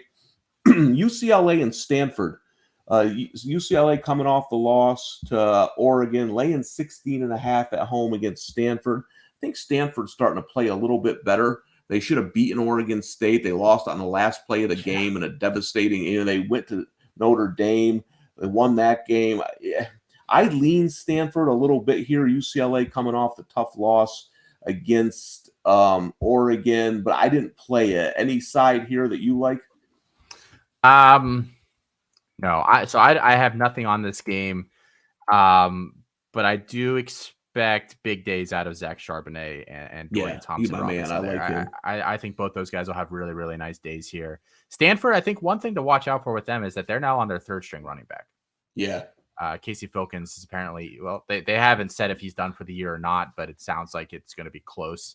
And with how bad they are, they might as well shut him down. So I don't know what the talent drop off is there at running back. If it's a lot, then we could see this game get out of hand. If it's not, then I think Stanford can probably cover this. Okay. All right. Now it's the late night degenerate special in case you want to get even for Sunday. Here's the game you got. Probably on some weird Spectrum pay-per-view or on Facebook. I don't know where in the hell Hawaii plays their games. You got to pay like $20 to watch a Hawaii game. Wyoming laying 11.5 on the island against Hawaii. I'll say this. I mean, I'll just ask you in a second here, if you had to bet it, who would you take? Hawaii isn't quite as awful as they were earlier in the season. They've had Tommy Chang there has had a terrible players leaving the program. He took over a tough situation. It's going to take him a couple years there at Hawaii, I think. But the defense has started to play a little bit better. They're actually in some games here, 2-6 overall. Wyoming not nearly as good on the road at home. If I had to bet it, I'd probably take the 11.5 with Hawaii, go to bed, pray that I made the right pick, and wake up tomorrow morning and check the score. What do you see, Austin? Yeah. So, I mean, you want to talk about Hawaii being a team that's gotten a lot better. I think Wyoming has as well. I mean, watching them early in the year was rough, and they also had a mass exodus this offseason. So both programs, something similar. Yeah. I don't feel strongly either way. I will say Hawaii. Yeah. They're getting a lot healthier here down the stretch. I think if I had to, if you said, you've got to put something down in this game, I would probably take Hawaii in the points. But I think this 11.5 feels about right, or 11 or whatever it's at right now feels about right for this game. Yeah, and that's a good point about Wyoming is that they had some of the least returning production in the country. And I went against them early in the year against Illinois, but they have one of the best coaching staffs in the country. The fact that this team's already won 5 games is amazing when you look at all the players they lost. This is a team next year watch out for in the Mountain West Conference because they're just a great coaching staff there at Wyoming. They get the most out of their talent. They know how to recruit to that school. So, yeah, that's a team I really like going into next year. So if you have to bet it, though, I don't know. I listen, I've been a bettor who's been down money at midnight and trying to get even. I know what that means. That means favored and over. So Wyoming 11.5, the total 50.5 if you need to bet Wyoming, Hawaii. All right, we're going to take our final break of the day. We got a few minutes left in the show. We're going to come back. We're going to take a look at those noon games, see what's moved. For Thomas Casale, Austin Nace will be right back on Homecoming. Bettor Sports Live with Rick Kamla. That's 7 p.m. Eastern, 4 Pacific on Bettor Sports Network. Andy Reid is the best current coach in the NFL. He's better than Belichick. Belichick has lost his way. He's better than Tomlin. He's better than Harbaugh. He's better than Shanahan. He's better than McCarthy down in Dallas. He's better than all of the gangster NFL coaches right now. Sean McDermott up in Buffalo, he's better than all these guys. Andy Reid is the greatest gangster that we have at head coach in the NFL right now. And I understand that you're saying, well, Belichick is the GOAT, Cam. How can that be true? Now you're bringing up old stuff. Bill Belichick can't draft anymore, okay? Talk to me. Nick Chubb, Sony Michel. Talk to me. DK Metcalf, Debo Samuel versus N'Keal Harry. Okay, talk to me. This dude has lost his way. Remember the year when he should have bottomed out and just tanked, but he couldn't, and he went and got Cam Newton, and they were a mediocre team, right? He's lost his way. And not that he can't coach up a good defense and that kind of thing, but overall, he's lost his way. Andy Reid's an absolute badass. They draft great. He's a great coach, makes the right decisions, when to go for it, when to kick, when to punt. The guy's the man. The Playbook with Fensty and Ronis, presented by FantasyAlarm.com. I hate the stupid unsportsmanlike conduct. As long as you're not disrespectful to the opponent, you should be allowed to celebrate. How I used to say it, and to bring up, because now basketball's starting, I'm going to bring up Oh, dude, it's even worse than basketball, isn't it? So Dikembe Mutombo, who used to get teed up in the 2000s, the 90s, they didn't give a crap. 2000s, though, when they tightened up the rules, they used to tee him up more when he did the Dikembe finger wag. But they wouldn't tee him up if he did it to the crowd instead of looking at, like, Eton Thomas, like one time I remember, and doing it right to him, or when his back was turned, doing it right to him. If he did it to the crowd, they would never call it. And so that makes me wonder if these players, while, yeah, they want to talk a little smack, maybe they should flex towards the crowd than at the player who they're standing over. I guess. I know it's soft, man. It is soft. Because you know what? Like we're gonna give 15 yards for that, bro. They think that, you know, want to know why they're paranoid? They think that's gonna turn into a fight.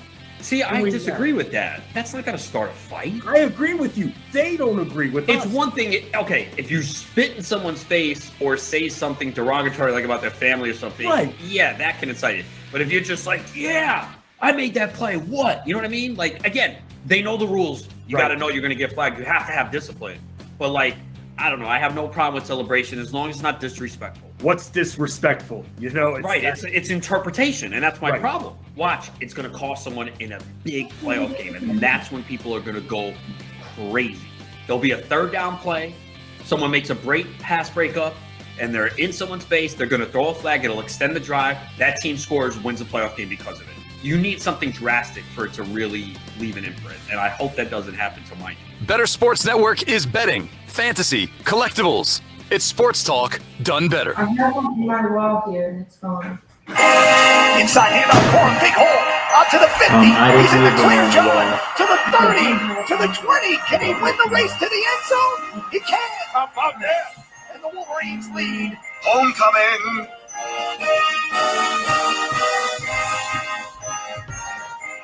Welcome back, everyone, to Homecoming. I'm Thomas Casali with my co-host today, Austin Nace. Corey is off on vacation again. In the chat here, Austin, Dave Pollen, I hope I'm pronouncing your name correctly. He's with you. He says San Jose State first half -14. That's a good look as well. He said, thank him later. I'll thank you now. That is a good look there on the game. That's one thing that we always say here, also, sometimes if you like those big favorites, maybe look at the first half number, avoid the back door. I think you made a good point. I think Michigan jumps out early, so maybe a Michigan first half, if you don't want to lay the 23, might be a good look today as well.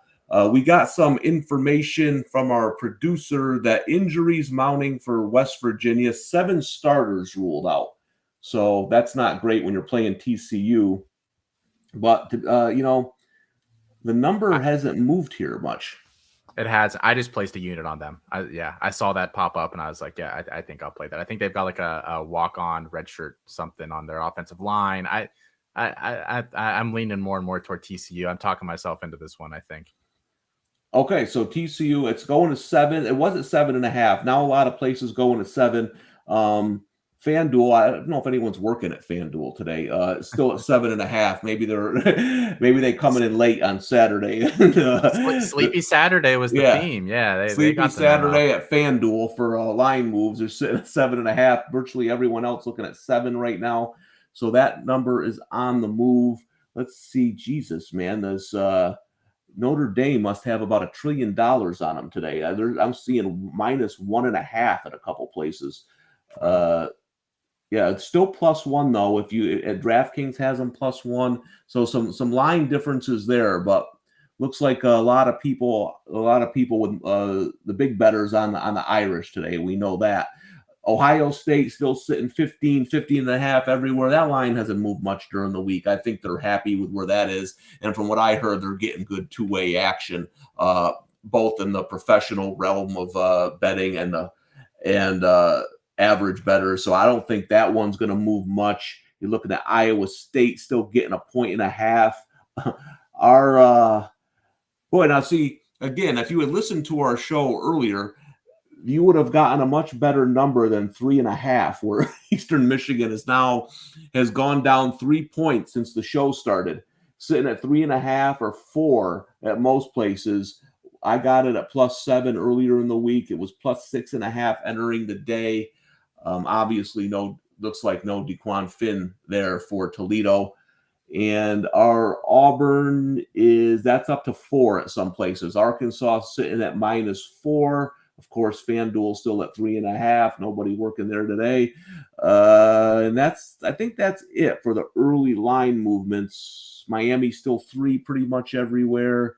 So, yeah, that's the game's about to kick off. Our BC is down, still 7.5, 8. So Connecticut, if you want to jump on that, we got some money line action rolling in the chat for UConn, and we got some UConn +8 bettors. So yeah, that sets up the early slate. What game, Austin? If you could watch one game today, what game would it be? Oh man, I want to say it's that the Florida Georgia game, just rivalry game. Maybe we get lucky. We get a really, really, really good game out of this. But I enjoy watching Georgia, weirdly enough. I never thought I'd say that, but they've just got a lot of fun players on that team. So I'll be tuning into that one, even though I'm pretty sure I know what the end result is going to be here. Yeah, I think for me, it would be the Tennessee-Kentucky game. I think there's something to be said, and this doesn't always happen, but teams who aren't used to this, right? Like Alabama is used to being number 1 or 2 in the country. This is some new ground for. I mean, when I was growing up, they had Fulmer at coach. They were strong every season, but the Tennessee hasn't been in this position in a while. So, hey, huge game next week. top 3 team in the country. Can you take care of business at home as a double-digit favorite? That's a game I'm really looking forward to watching tonight. And I want to see, before the start of the season, it was obvious what odds makers thought of Ohio State. And all the game of the year lines, they were double-digit favorite in every game. The odds makers thought Ohio State was in a different category. Today, they have a chance to prove it on the road. A good Penn State team. I don't think a great Penn State team. 15-point favorites. Let's see if they can take care of business there. Yeah, for sure. And just a fun note. They're thinking that maybe the video board announcement made a mistake about the Auburn quarterback, and it's actually Ashford. Really? Ashford took all the warm-up reps, and then it said Jarner on the screen. So it's unclear, not that it necessarily matters for that game. I don't think the quarterback won't make that much of a difference, but just one of those quirky college football things that you're never going to see in the NFL. Yeah, and the thing too is about, we talk about this all the time. Like, it's a $1 billion industry. It's a $1 billion betting industry. At some point, I understand they're college kids. We're going to have to get some better injury information. Then you turn on a game Thursday night and the starting quarterback for Utah isn't playing. That there's a lot of money at hand there all over the place. So that's a tough one if you bet Utah on Thursday. But hey, Austin, the game of the day now is at 1:30 in upstate New York. It's my youth football team playing their final game of the season. We are unbeaten. We've outscored our opponents 267-6. We're playing a team that we beat 51-0 in week 1. It's our crosstown rivals. We're laying 38.5. Are you laying the points with a fight in Casales, or do we take the foot off the brake in the final game here? We start letting my son who plays center give him some touches. How are you playing the Fighting Casales today? 38.5-point favorites. Man, you know what? I got some insider information that the Fighting Casales don't take their foot off the pedal. So I'm not so sure I like that angle. I think I'm taking the points there. Yeah. Good luck today. Thank you. 38.5. And just so everyone out there, listen, after we get up a couple touchdowns, we give the ball to everybody. We just have so many good kids that they keep scoring. But yeah, the 38.5 final game. Looking forward to, hey, listen, it's my last game for my son in youth football. So it's going to be, he's moving up to modified next year. So it's going to be an emotional game for me. I got to coach with him. It's been a fun time. But listen, Austin, I want to thank you for. I'll be honest with you. I think Corey Wally tipped his ass right out of a job. This is you came in here, you brought it, you had great information. I love the fantasy angle. You gave me a player prop on a Miami receiver that I wouldn't have touched that I got in there. So hey, whether it's you or my son, I'm going to be swearing at an Austin at some point today. So I want to wish you luck on all your bets. Thank you for coming in and being with me during homecoming. I had a great time today. Good luck with all your bets. Of course. Same to you. Thank you so much for having me on. Really, really enjoyed this. And yeah, hopefully pulling for those Fighting Casales today. We'll hopefully good news tomorrow. Thank you. I hope Corey's having fun eating his alligator sandwich or whatever he's doing out there in the South Carolina State game. For Thomas Casale,